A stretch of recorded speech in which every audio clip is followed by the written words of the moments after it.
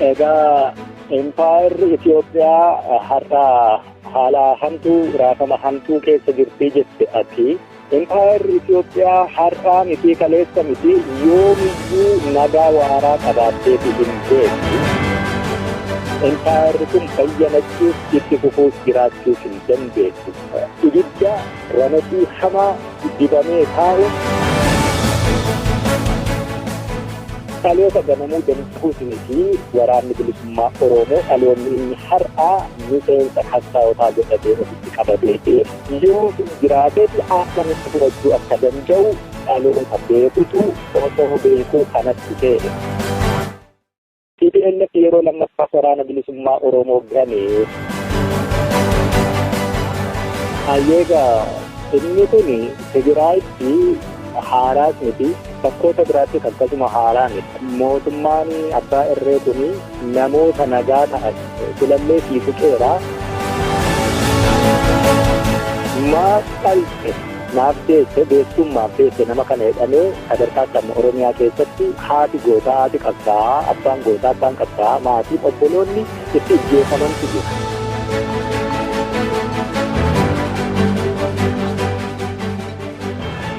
Bilbilinaa yookaan badhaadhina jedhanii wal gurmeessanii warri bahan kun duunuma jalqabaatiin kutan.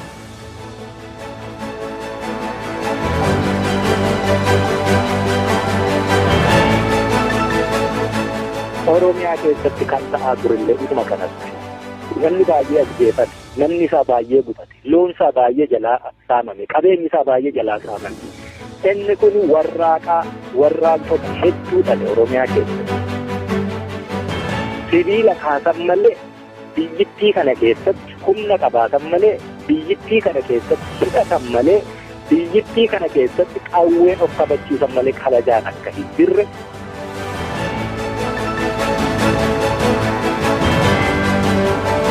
Uummati Oromoo yeroo hedduu hidhannoo irraa adda bahee qawwee irraa adda bahee qawween fi ulee hoolaa gabaa baasanii gurguranii qalanii gogaarraa baasan ta'ee garraammatee namaaf bulaa ture. Inni kun immoo isaaf hin taane nagaan inni barbaade nagaa isaaf hin buusne.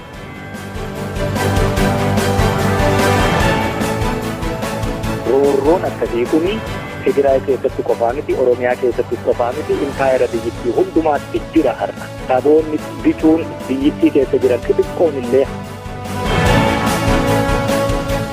abiddi sun qaanqee ta'ee qaanqeen sun bilbilee irra ibidda saafaa gaara gogaatti qabateeti. Egaa inni kun namni bishaan isa nyaate hoomatti qaqqabatan siin jedhe Oromoon egaa waa hundaafuu mammaaksa deebii ta'uu danda'u mammaakeera. Mootummaan jiraatee mootummaa irree qabuu fi waraana jabaa qabu waliin teessee mari'atti suniti gaa ka jiru mootummaa harka micciiranitti. Alamuu Dinee jettu kuni harka micciiramee jiru quba keessa waan jiru nuu kennuu malee wanni waliin haasa'anii sadarkaa kanatti hin jiru. Saboonni Amaaraa fi saboonni Tigiree ol'aantummaa ayidooloojii siyaasaa waraanaa dinagdee biyyittii keessaa qabachuu irratti anaaf malaa irratti.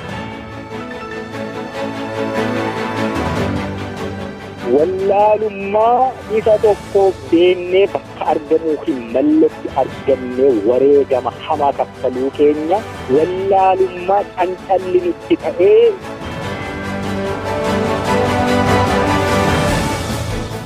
ammas qaamsi'anii ilmaan kanaaf qabu deemsanii umatiinaa saboonni wal ijaaraa of ijaaraa biyya isaanii ijaarrataa jiru.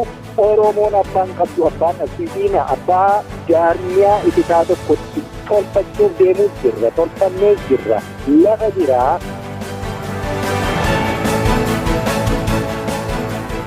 Akkaataatti impaayerri Itoophiyaa irraa ijaaramtee boorus rakkoo qabaachuuf deemuu malataa hundan dubbatanii qawwee kee qabachuu Oromiyaa keessatti waraana bilisummaa Oromootti dabalanii sodaatu.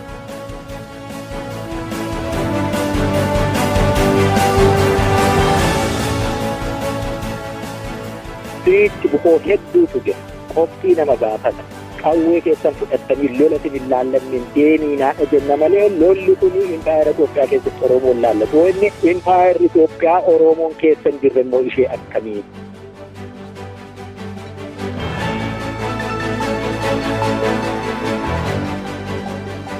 mootummaa ce'umsaa Oromiyaa waan jettu fa'a. Oromiyaan biyya taate of hundeesseef mootummaa ce'umsaa intaara Itoophiyaa keessatti qabaatti ta'ee akkaataan isaallee itoo naa ibsani'an waan naan galleessu.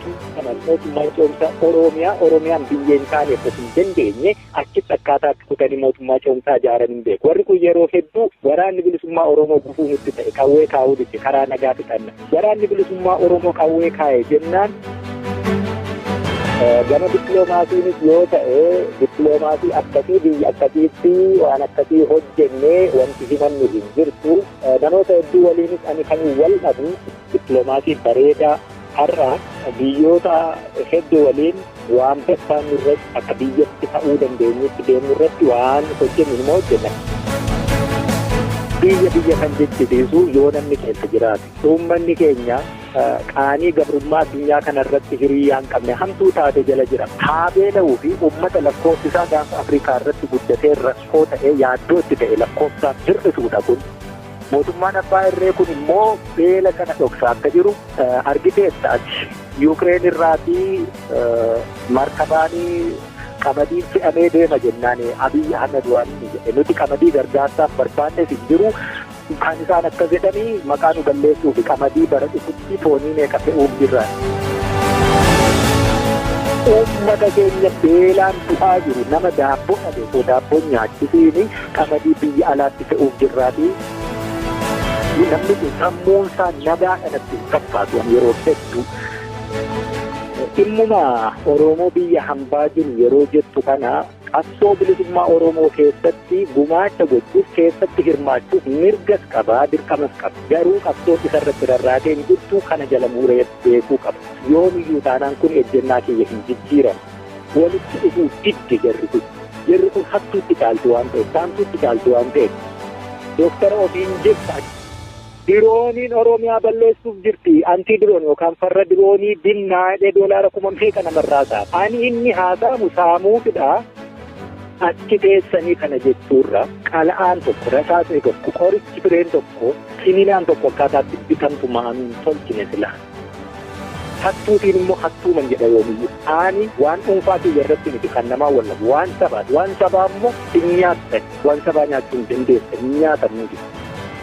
Kootti dirree achi teessee waraana bilisummaa Oromoo dandaaf lagaan ijaaruun kootti dirree Oromoo qofaa bira ga'eef maaliif rakkoo ta'a? Saboonni hedduun biyya ormaarraa biyya isaaniitti deebi'anii uummata isaanii wallaalaa ijoollee qabsoo keessa jirtu wallaalaa jechuurra koottaa siyaasa barsiisa. Koottaa rasaasa tokko qomashee keessa jiru sarjarii godhaa qalaa keessaa baasa. Kana kan nuti barbaannu malee nu diiguu keessan miti. Ijaarsa waraanaa immoo itti dhiisa. Faca'uu hin danda'u. Hin tuttuqiinaa jechuudha.